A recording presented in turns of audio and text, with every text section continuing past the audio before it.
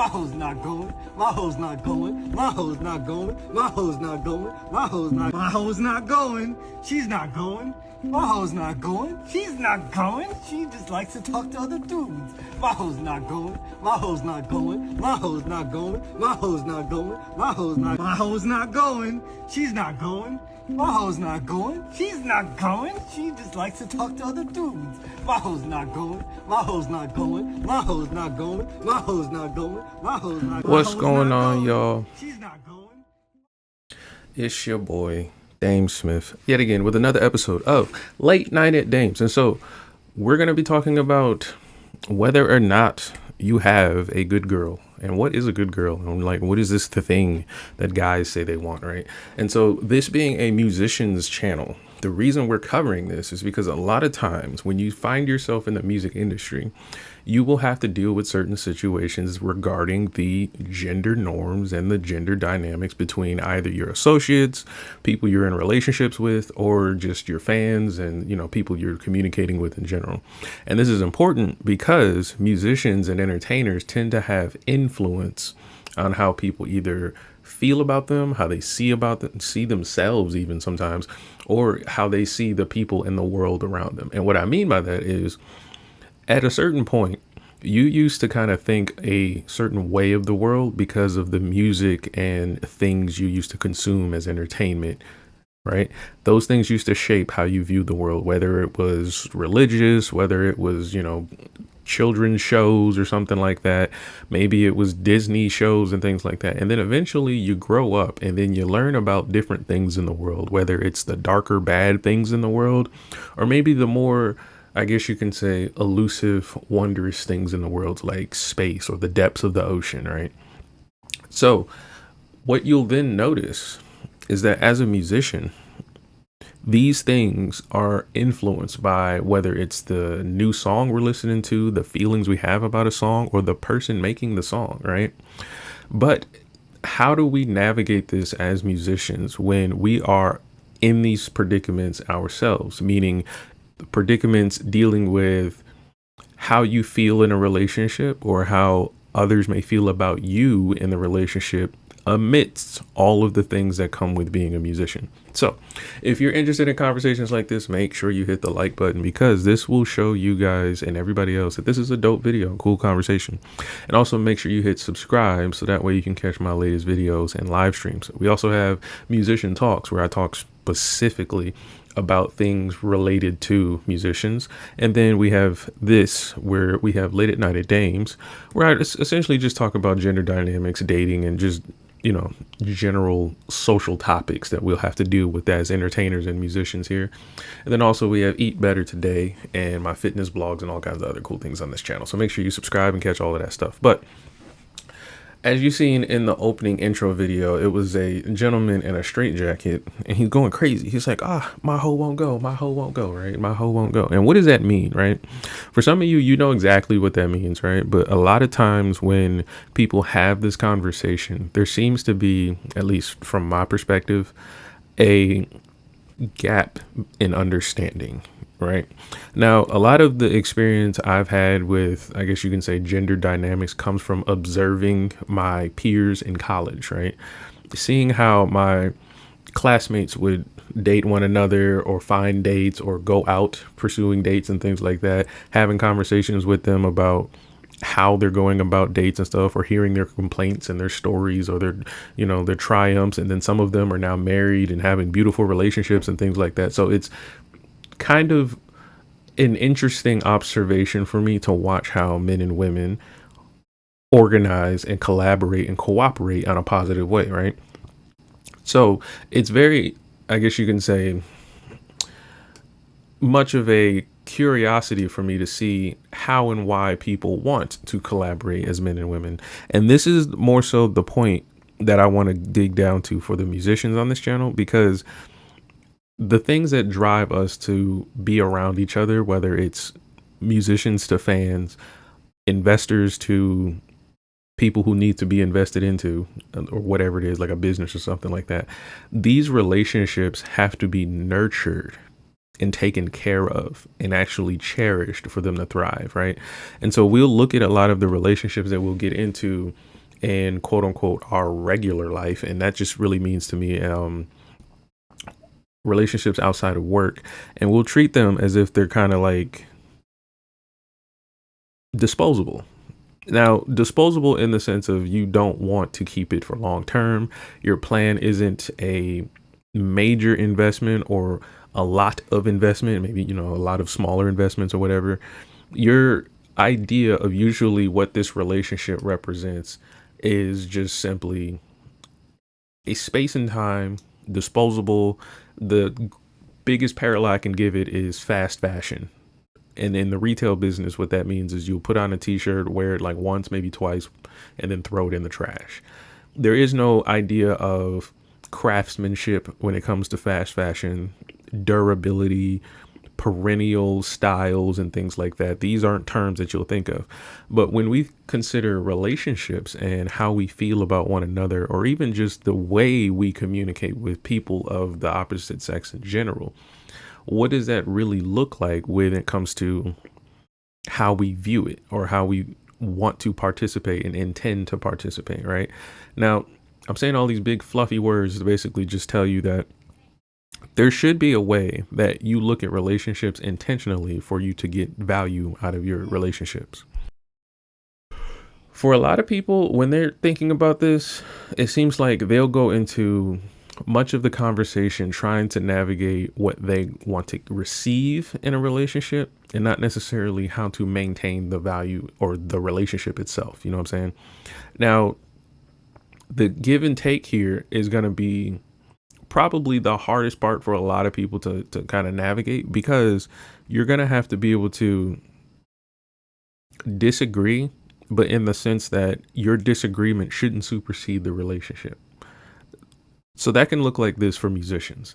You can be in the studio as a producer and you're talking to an artist, and then I don't care if you're male or female, the singer's male or female, whatever. But you can be in the studio with an artist and y'all have just two different ideas on how to approach making the album.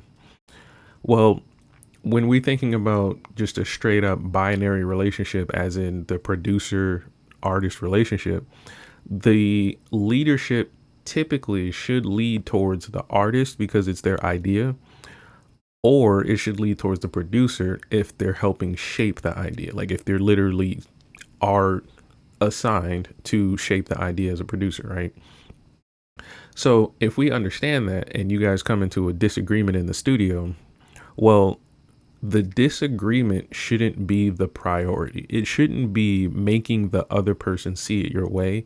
It should be finding a way to get the album completed so that you both can maintain your relationship. Now, I don't know what that would look like specifically, because there's so many little things you'd have to think about, like how long you've known each other, the way you know each other, how you view each other in the relationship. Do you really care about this person and all these other things? Do you really respect them? If you really respect them, will you resent them for giving what they asked for? So there's a lot of different things that you have to navigate, but that's just a musician to a producer. So imagine this same relationship conversation extrapolated to your audience, or another artist that you want to collaborate with, or another artist's fan base and things like that. So we're going to take a look at just more, I guess you can say, dramatic concepts of this, where we're going to look at couples dealing with this. And this is always interesting to see, because you'll deal with this on a one-on-one situation, and you'll be able to navigate this on a one-on-one situation, use the skills there, or I guess you can say the understanding there, and actually see how that translates into your music career and networking and collaborating with other musicians and things like that, because the same sensibilities people have in their daily lives, they will bring to the music industries, just like at work.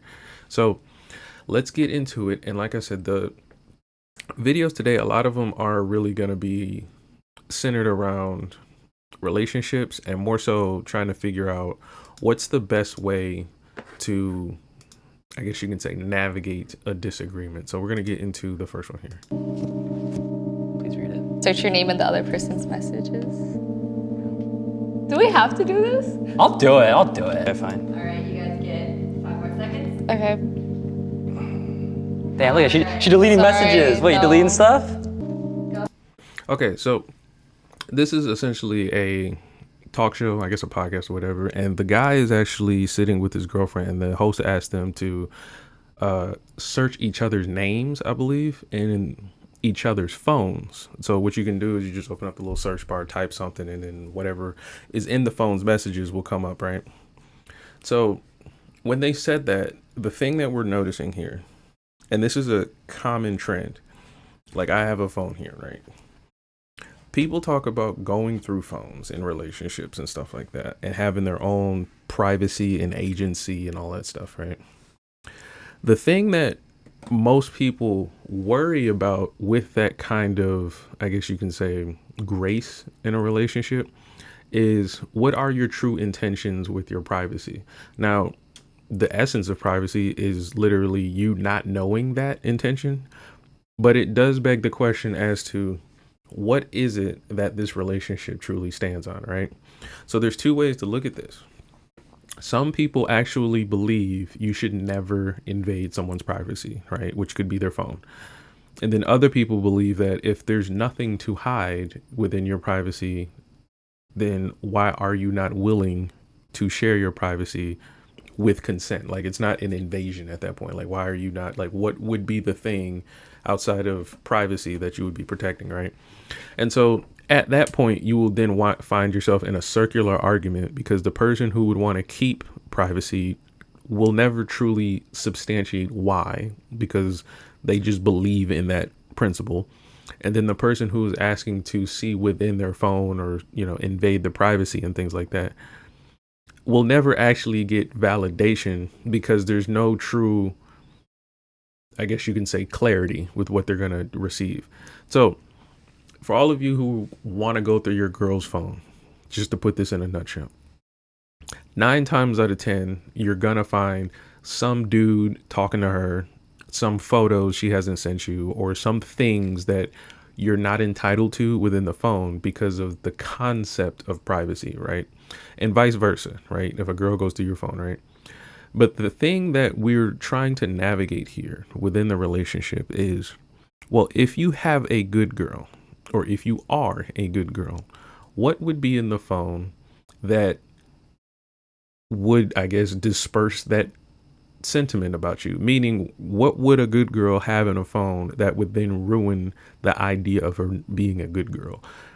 And that is something that a lot of people either do not want to find out, or if they find out, it becomes something that they'll have to actually act upon, meaning they have to now make a decision to say, oh, I wanted a good girl and you were not her, or I wanted a good guy and you were not him. And so now you have to make a decision, right? And we're only going to get 10 seconds to look through the other person's phone. No.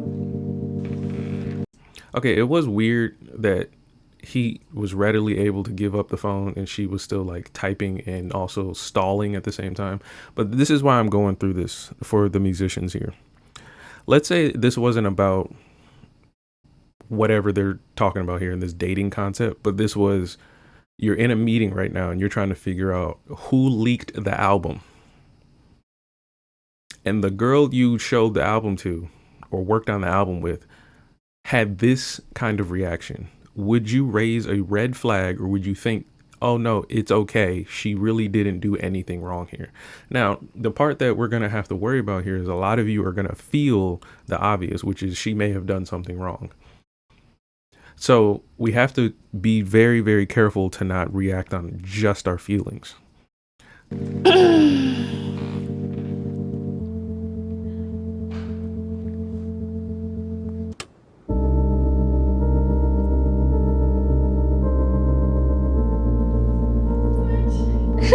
Okay.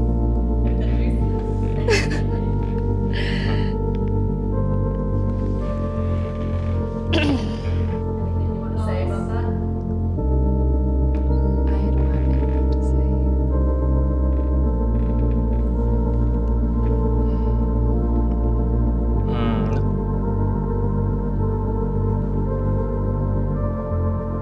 So now we get to see, it's all edited and there's music and it's making us feel all sad, but now we get to kind of see a stark contrast into the before and after of what he saw in the phone, right? So you can think of whatever you want to be in the phone, but here's the real point here.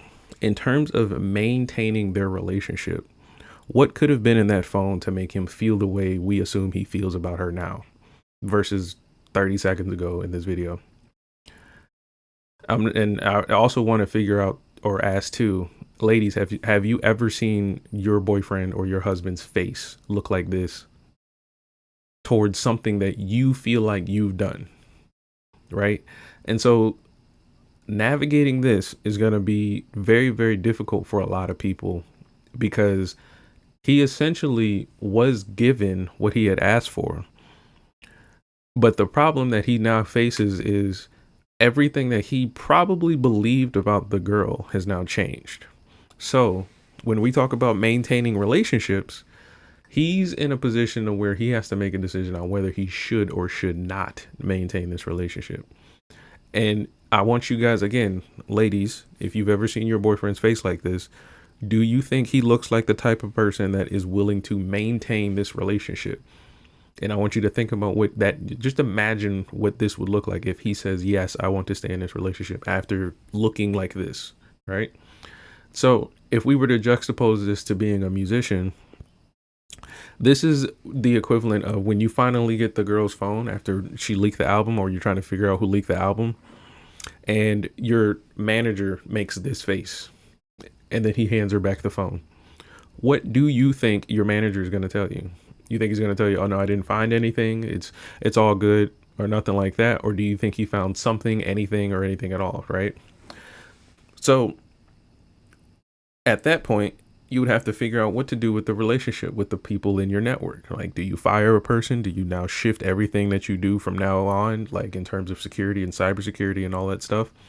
This concept of quote unquote a good girl or a, nice girl or something like that is really kind of a way I'm going to show you guys that you can't have specific, I guess you can say, guardrails about people because you like them or they've been around you or, they claim to be a thing, right? Like a lot of people in that girl's position probably would have done the same thing. And this is personally why I don't go through phones, because if I were to go through a phone and I see something I don't like, it's really just a matter of just a snap decision. And you can see that he has made the decision, but he doesn't want to do it on camera because of the person he was in the beginning. This was a nice person about 30 seconds ago. He's pretty upset, but 30 seconds ago, a nice person won't confront you in front of you people and humiliate you. A nice person is not going to try to, shame you for the bad things they know you've done. A nice person isn't going to try to, invade your privacy with the intent to destroy and shame you. So this nice guy was actually just granted an opportunity that he probably never thought of doing. And then when he wound up getting the opportunity to do it, he was like, you know what, actually would be interesting to see out of just being a curious person. And now he's upset. So, like I said, a lot of girls would be in this girl's position and then kind of be like, well, why are you upset? They would be confused right now as to why he would be upset. And as I explained, the answer as to why he's upset is because he had a certain idea of who he was dealing with, and that of which was just shattered by her, phone or whatever was in this phone, right? So when we're working with people in terms of the music business or anything like that, what are some of the things you think that you have to actually keep up, maintain, and have principles about to actually thrive and get benefit in the relationship? Because these are things that for some reason I don't understand it, but for some reason a lot of people seem to say that the behaviors we're seeing in this video, you have to say out loud first before we get here, right?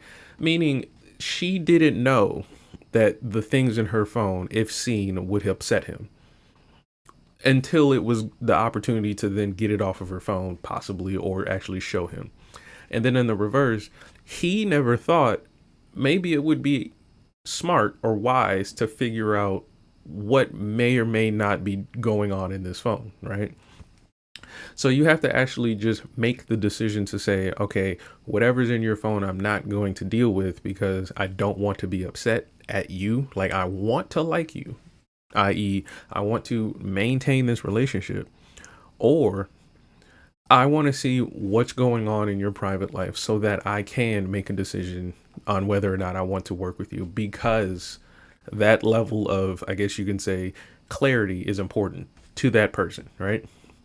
But it begs the question to me all the time as to why someone wouldn't know this after a certain point. Like, you literally have to tell people in a relationship that the person that likes you wants to know the truth. Or if you know the truth about a person, you might not like them. I don't understand why many people don't understand that. Well, I guess I think you know what I was gonna say. So how much do you guys talk? Like here and there. How much do you guys talk? Do you want him back?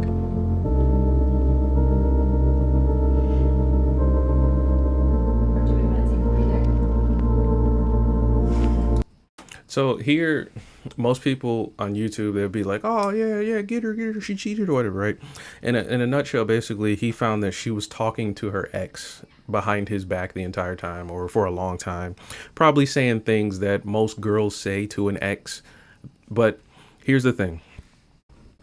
How many of you girls in this position that have an ex-boyfriend, or not even an ex-boyfriend, but you're in a relationship and there's another man in your phone that's texting you, how many of you think there's nothing wrong with that, and that if your boyfriend or husband read the messages that you were sending and sharing with this person, that he would not be upset? Put a 1 in the chat if you think he would not be upset and it would help you maintain the relationship.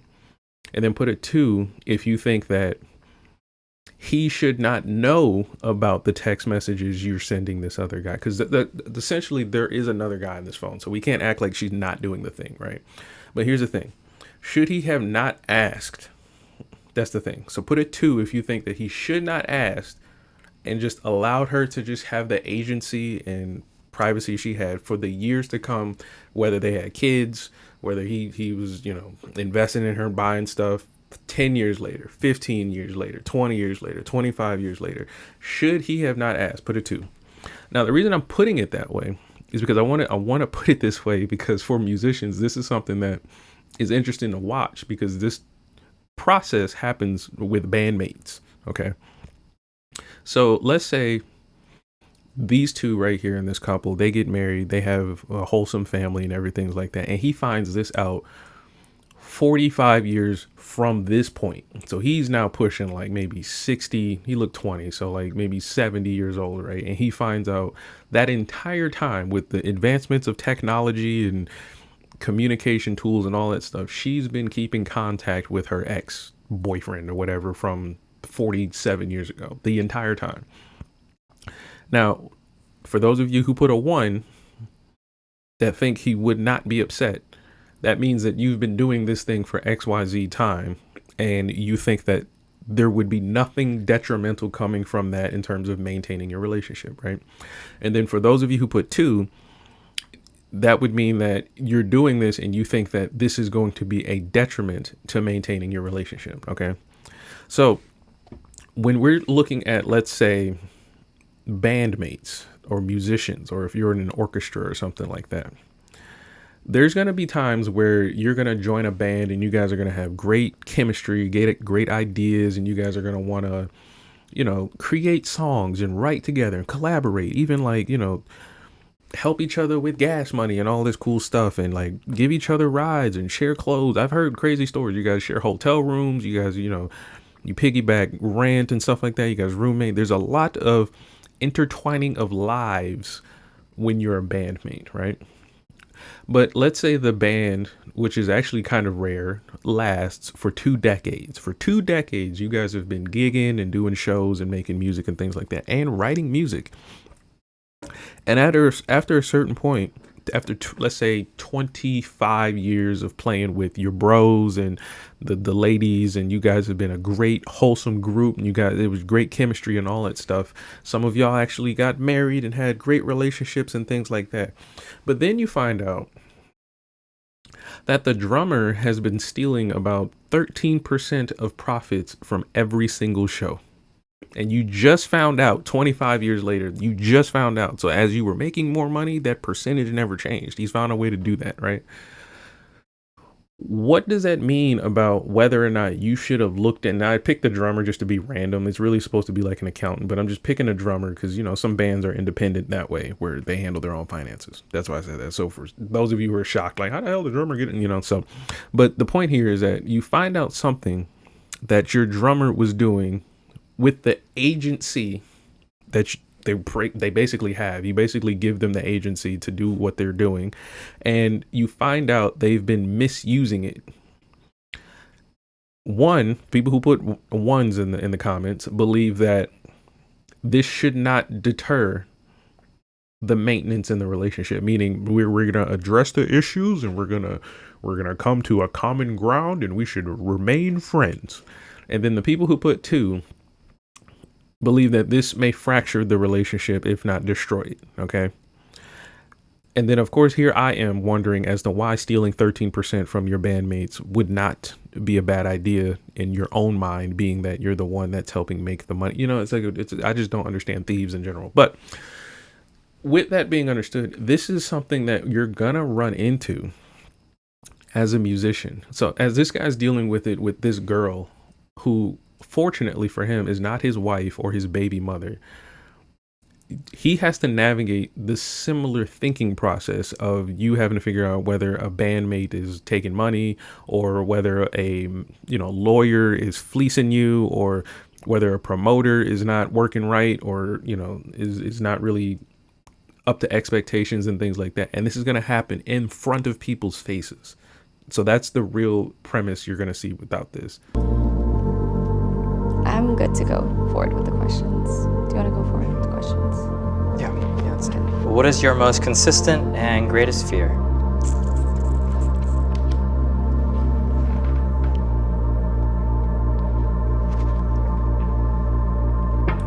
I think coming from like an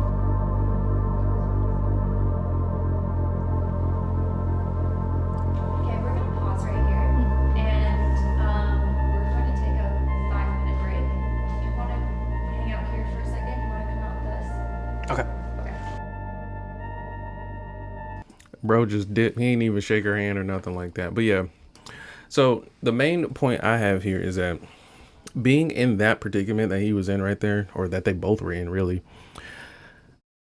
if she wanted to maintain the relationship with that man in the white shirt, she should be able to read the room. This is why I don't understand why people have to have these long-winded conversations and things like you should, like, humans never had English thousands of years ago, but we were able to communicate as cavemen with grunts and whimpers. But anyway, if she knew that she liked this guy, and that's probably the main reason she didn't really like him, if she knew that she liked this guy and wanted to maintain this relationship and seen, like I said, with the band, a 2-decade, 3-decade, 4-decade long relationship with this man and all the things that come with it, why not read the room and see that he would like a whole bunch of clarity with who you are and what you've been doing? And that would come with what it looks like when he looks, or when he decides to observe what you present to him, right? So I think for a lot of people in this predicament, they think that, whatever feels right to them should be allowed within the terms of a relationship. Not necessarily allowed within right or wrong sense, but allowed within, well, I don't think you're going to leave me, or I don't think you have anywhere else to go, or you're not really going to do anything about it if you find out. And I think that attitude is where a lot of musicians and bandmates find themselves in a bit of a pickle. Like when it comes to hip hop, it's this, we got to get out the hood mentality. And when you start to get out the hood, you realize, well, I don't really relate to the hood now. I haven't been there for so long. And then people resent you for it. But it makes you happy. And then you have the situations where a lot of people are trying to navigate basically creating an identity for themselves that isn't the shape of what people expect them to be, right? So this girl in this situation is essentially still pining for a second man, but wants to be in a relationship with another man, but is texting the second man, right? So she's building up a certain image of herself that goes completely against what a good girl is, but it's, at least personally for me, confusing as to why she wouldn't know this, or at least not be clearly intentional about it, right?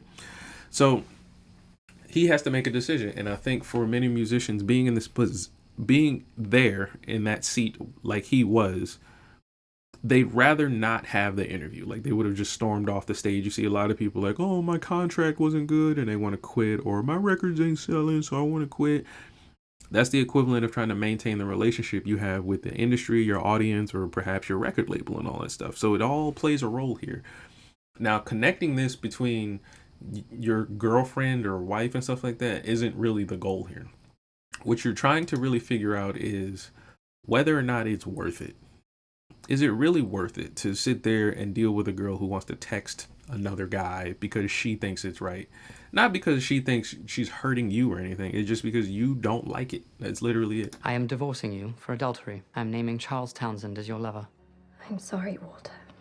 I realize this is very unpleasant, but please let's not make this uglier than it needs to be. By all means. What is it that you propose that we should do? You could let me divorce you quietly. You divorce me? On what grounds, may I ask? That's what a gentleman would do. Can you give me one reason I should put myself to the smallest inconvenience on your account? Please, Walter, don't be so hateful. We didn't mean to hurt anyone.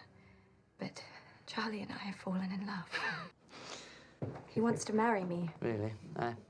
I knew that you weren't the cleverest girl in the world, but I didn't know that you were actually a fool. Yes. So here is a similar situation. It's the way more dramatized version. I don't know the context of the whole story, but essentially she's having an affair behind her husband's back, and you're starting to see a pattern here, right? And the husband has to make a decision on whether or not to divorce her, and he has presented that and told her that he knows who it is. He's going to then, file it as such and then say that that guy is who's having an affair with my wife, right? And you know what she said, and this is what I mean about maintaining relationships with people you say you like and respect, right? And then we've been having this conversation about like what that really looks like. But what she said to him in return was, me and Charlie, the man she's having an affair with behind her husband's back, have fallen in love. So again, chat, commenters, put a 1 if you think that this should not deter or fracture the relationship between her and her husband. The fact that she just told him, not the fact that it's true or not, but the fact that she just told him that she's in love with another man. And then put a 2 if you think that that will fracture their relationship. So whatever answer you choose, just go ahead and put it. Just be honest, right? And then I want to figure out here is the next thing is that, do you guys think this woman believes your answer? Do you think she believes your answer? And this is the second lesson we're going to go through today for musicians. So let's say you want to quote unquote leave the hood as a rapper, or like Eminem, you want to get out of 8 Mile. You want to get out of 8 Mile, and you actually start garnering success and things like that.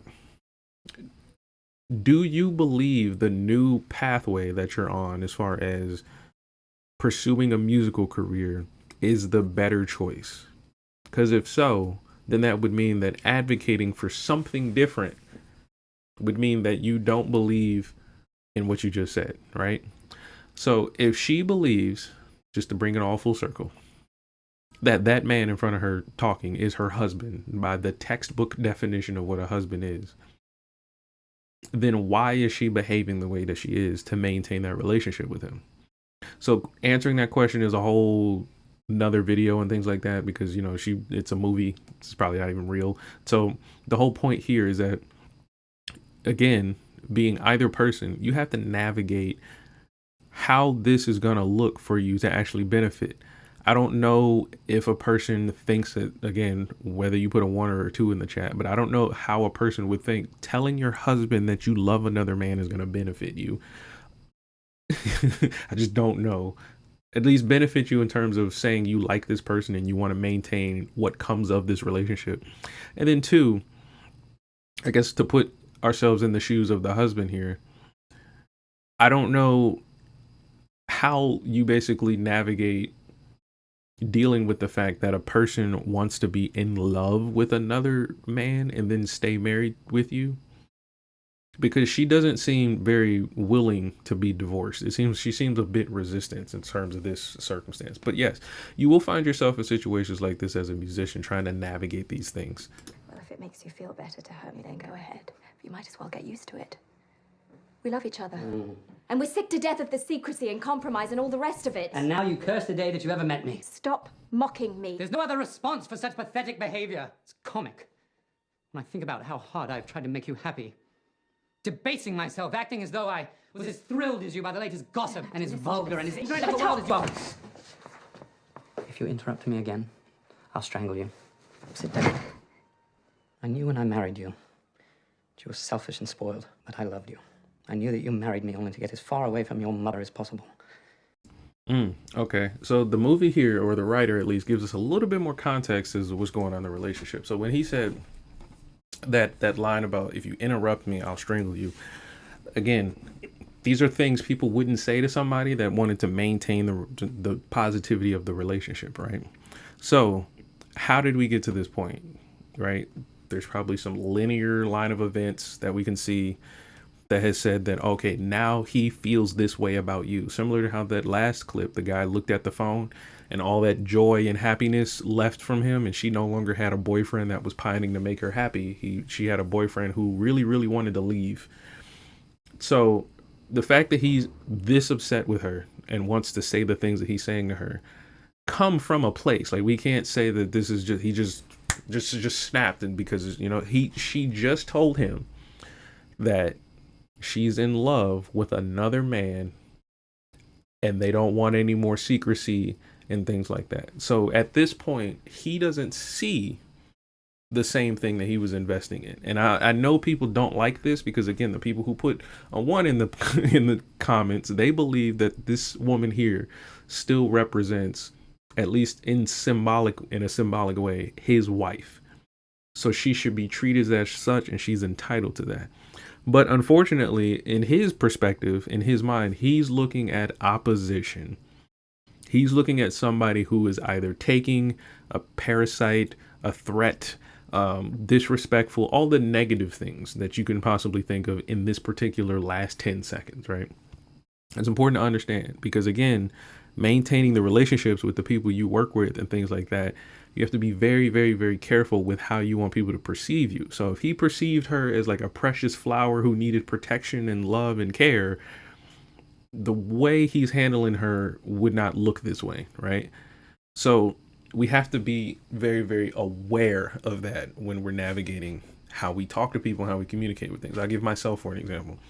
It's very rarely you're going to see me talk very loud and boisterous because I was raised to kind of talk in a level set way. As I've gotten older, I'm becoming the man in the room, right? So people want to hear a strong voice, right? Understanding that is one thing. Doing it is a completely different thing. So now that I've done both and, you know, had the experience of practicing as a young man to fit into a room, and then as an older man and as an entrepreneur to actually like demand attention, I now understand when to do it and when not to do it and when it's beneficial. That's the key thing. So, for example, if I'm talking to like a 96-year-old lady who wants to, you know, walking across the street, being loud and boisterous with her may not be as beneficial as being loud and boisterous with the environment to conduct what I want to help her with. You see what I'm saying? So knowing that is key. So again, if she viewed him as her husband, as a textbook definition, should she have said, I love another man? And then if he views her as a wife, would he have said, if you interrupt me, I'll strangle you? That's a bold threat.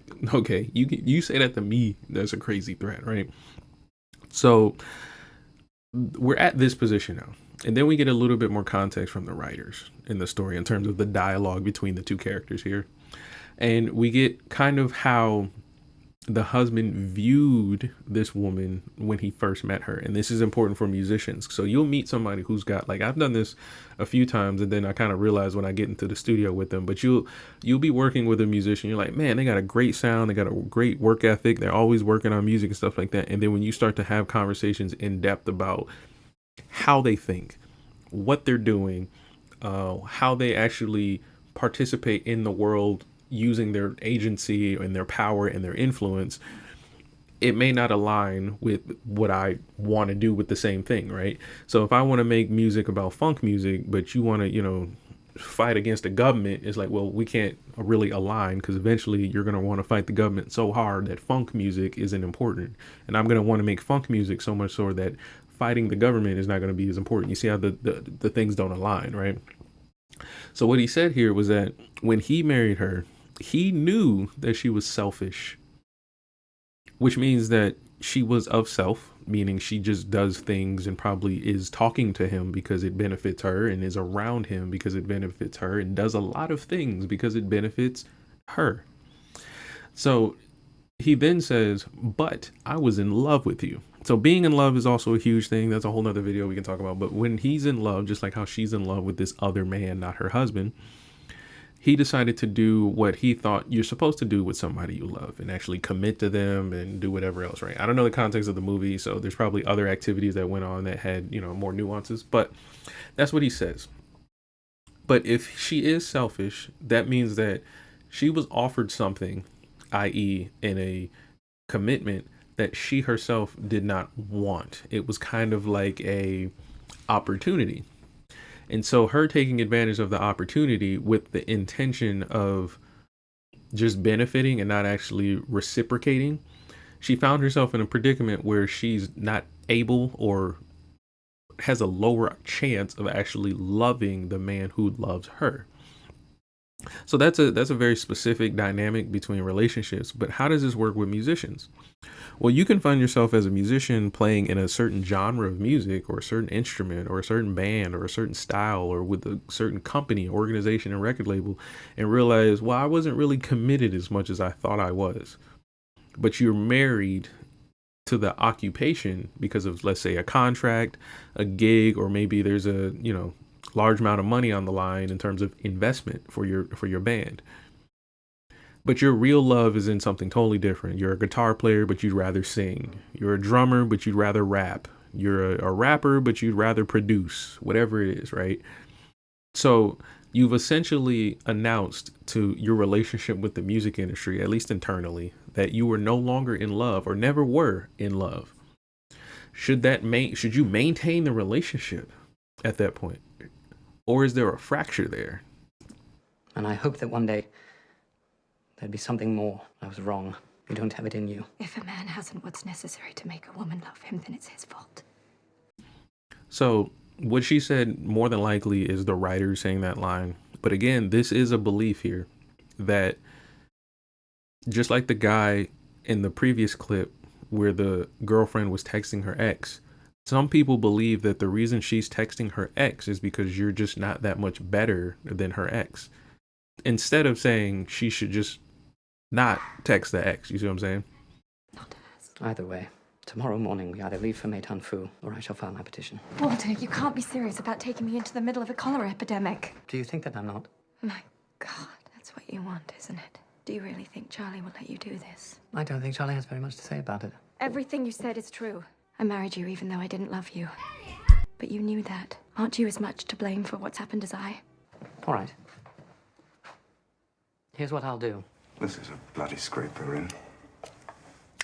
He says he has proof. We deny it. They can't prove anything. Besides, Isn't going to be a scandal. Walter's agreed to let me divorce him quietly. that's not so terrible, is it? Will you hold me? Of course I will. Oh, God. Charlie, his offer comes with a condition. I'm not a rich man. He doesn't want your money. He's agreed to let me divorce him if Dorothy will agree to divorce you. And if... What? If you'll promise to marry me. You know, darling, whatever happens, we must try to keep Dorothy out of it. What do you mean? can't only think of ourselves. I know, Dorothy, nothing in the world will induce her to divorce me. You don't want to divorce her. It's not just a question of my marriage. Then what is Do you it? have any idea of the importance of my station here? If Oh, I'm just seeing this in real time. I might have to watch this whole movie. So Charlie is married. So this is actually a married woman having an affair with a married man, and the husband of the married woman, obviously, his conditions for the divorce is that the person she's having an affair with, which is the married man, has to divorce his wife, and then they have to get married. So that's actually wise in the long grand scheme of things, so that they're not just out aloof, just in, just a random fling. They actually go from one marriage to another marriage without the corruption of his marriage and things like that. But Charlie threw a wrench in the game. He actually said, no. I may be cheating on my wife with you, but I'm maintaining this relationship. I'm not ruining the relationship I have with my wife. There's no way I can convince this woman to divorce me. Now, the reason he's maybe saying that are two things. He may be such a great guy that even though this woman here wants to cheat on her husband with him, that he knows that is just the benefit of being Charlie. Women want to get with Charlie. But Charlie also has already chosen who he wants to invest in. So it's not really a thing of, well, I don't know where I'm placing my investments in, or my time, or my labor and things like that. I know where I want to maintain my relationships. But I'm over here just to explore and test out things and see what's going on and see what opportunities are given to me. So Charlie is actually the reverse of the last clip. If his wife found out what he's doing, she'd be pissed. But Charlie is out here, honestly, similar to this woman's husband, a complete gentleman, trying to figure out how to navigate this and still maintain his relationship. If I were... Why are you laughing? I don't think Walter intended for 1 minute to divorce me. He knew you'd let me down. Try to understand. I understand, all right. Kitty, please, we'll work this out, I promise. Yeah, and she's absolutely right. Her husband knew that guy didn't like her. And that is why I've been telling you and the ladies why you shouldn't be friend zones with people. For the ladies, this is a whole different video. You guys can go check it out about the Sancho and the Sisis Beno. But basically, she decided to cheat on her husband with a guy that just wanted to have sex with her casually and cheat on his wife. But in her brain, she thought that he liked her. But no, she was friend zoned. And I tell you guys all the time that you shouldn't be friends with the opposite sex, because this could happen. You guys will get attracted to each other, intimacy grows, or you'll be texting for a long time. So if there's a guy in your phone, ladies, and he's texting you and he's not your boyfriend and he's not your husband, you are enabling this opportunity, because if the guy you say you're with and committed to finds out and he becomes cold and stoic like that young Asian man in the first clip, you may think that this maintains your relationship, but you have now changed how he views you. The husband in the second clip threatened to strangle his wife because of how she disrespected him. So you're in control when you think about these things, right? And that's the point, at least with these two clips here. In the reverse, do you see how being in control is a very, very intentional thing? Charlie said, I'm not going to divorce my wife, not simply because I love you and like you and all this stuff. I'm not going to do that. I'm going to maintain a relationship. I'm going to get what I want out of this situation that actually benefits me. So I know people don't like cheating and affairs and stuff like that. That can be a whole nother video if you guys want. I'll do a podcast on relationships and stuff. But this is really a conversation to bridge the gap between why you guys are not networking properly as musicians, because you navigate a lot of your relationships in similar ways. Like you just think, oh, I'm right, I get to do what I want. Oh, I want to talk to this person, oh, so I just get to talk to them. Oh, I should get to say what I want to say, and I should, there should be no consequences. But in reality, the decisions you're making either hinder and fracture or actually benefit and maintain your relationships with people in the music industry. So let's get into another clip here, and let's see how another, I guess you can say, couple navigate the same issues. The fuck did I tell you? I told you to stay the fuck away. Now you're playing husband? Oh, motherfucker! Stop it, Manuel, stop it! Tengo a mi niño en la casa, pendejo. The fuck is this, huh? El Elvio barely in the ground and this Peckerwood's mowing the fucking lawn? Yes, he's mowing the lawn. After he mowed the lawn in the back and weeded the garden and helped me organize Elvio's bills and build a budget. How many times have you come by to help, huh? We're all his fucking friends. Because you don't care if I lose the house or my baby starves. You just care if I fuck another man, huh? That's where you draw the line with my life. Who do you think you are? Baby needs changing. You gonna do it? Bet he would. Because he wants to fuck you. He never mentioned that. It's what he wants. Watch close, Manwin. If he keeps playing his cards right, he might just get the chance. Okay, so we see another movie here, and I don't know what it is. I don't really know the context. We'll probably get more. But this girl here, based on a little bit of context we got, her boyfriend or husband died. Seeing the stereotypical cholo behavior from the brother here coming in. It must be some gang stuff, some criminal stuff, right? That got him killed. But the brother, her brother, is telling her that this guy in the background who's mowing the lawn should stay away because he is not her man. Okay, so this is actually going to add a third element to the whole maintaining relationships conversation we have here. So she decides she wants to keep this, I guess you could say, this white guy around her house because he's willing to help with chores and maintaining the house. And she's also saying that he is a friend, which means they are platonic, which means he is not intimate or they have no plans of being affectionate or intimate. So he's literally a house mate to help mow the lawn and help with chores as she raises her dead boyfriend's kid. Okay. Her brother has a problem with that because he thinks the white guy is using that housemate occupation as a disguise to get close to her, to spend time with her, to actually get her attached to him in order to have sex with her, which would then get her pregnant, and then he'd have a baby with her also. So everybody involved here in the chat watching this, you probably believe or don't believe one of the two sides here. You probably believe that this white guy is trying to have sex with this woman because that's how men and women actually operate. He wants to help her because he likes her, and there's millions of other women he could help mow the lawn for. Or you believe that this white man saw just the kindness in his heart and a struggling single mother and is going to spend his early 20s mowing the lawn for a woman he has no plans on being intimate with, and then he's going to have his own marriage or girlfriend who lets him come over and mows this girl's lawn and helps do her chores because her boyfriend is dead. There is no other man coming. Okay. So you guys either believe or disbelieve one of the two sides here. Okay. And I don't really mind whether you believe or believe either one. You're not right or wrong. But the point here is that if you wanted to maintain a relationship, how should you navigate it in this predicament, right? The boyfriend is dead. So there's really a village question here. Like, how should the village maintain his family after his passing? And then there's also the woman as an individual. How should she maintain, I guess you can say, the honor that she upheld for the father of her child? How should she do that, right? Now, I'm saying the words that specifically because I would like to assume that these people aren't just, weirdos having degenerate sex and the babies don't matter. I would like to assume she loves her baby. She loved the father of the baby. Unfortunate circumstance happened and they happen to be living in an unfortunate lifestyle. The part we will then have to figure out is, why is this white man here and why is her brother so upset?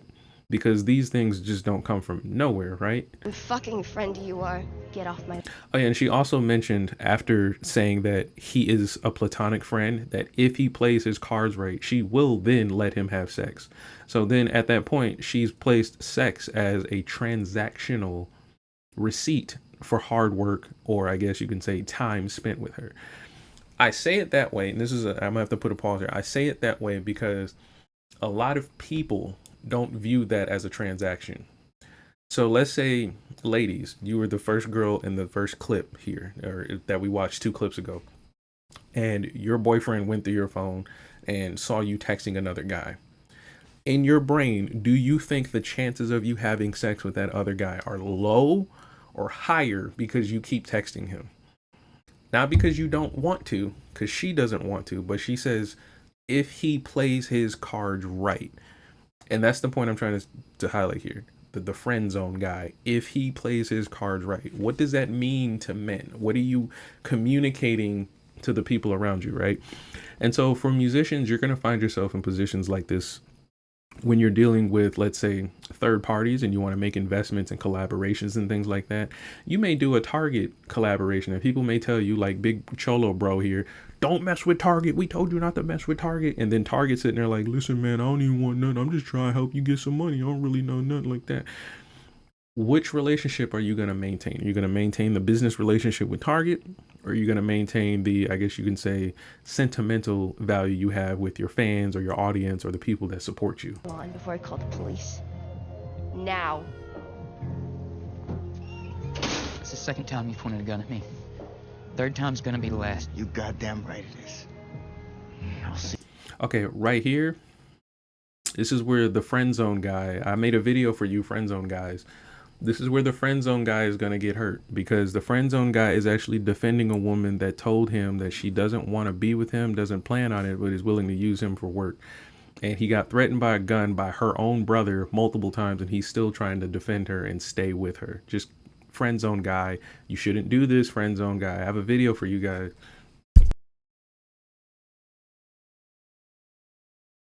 You tomorrow, motherfucker. Sheriff's Department. Sorry, I must have Are dialed you the calling wrong- for Cooper Norris? Did something happen to him? What's your name? Ariana? How do you know him, Ariana? He worked on my husband's crew. Did somebody hurt him? Someone hurt him really bad. They beat him. You know anybody want to do that? Where was this? In his trailer at a man camp. I know someone. Who would that be? Manuel Lopez. He threatened Cooper at my house Threatened him how? with a gun. Threatened to kill him. Why would he do that? Because jealousy. How badly is he hurt? Well, that depends on how the night goes. Manuel's threat may come true. What hospital is he in? Midland General. Listen, I got news and it's not good. Cooper was attacked last night. He's in surgery at General. I sent Aisley over there, so we've got someone on the ground. And surgery for what? Don't know. Call the sheriff. He's expecting you. Yeah, okay. Money, I gotta go. Problem. Always.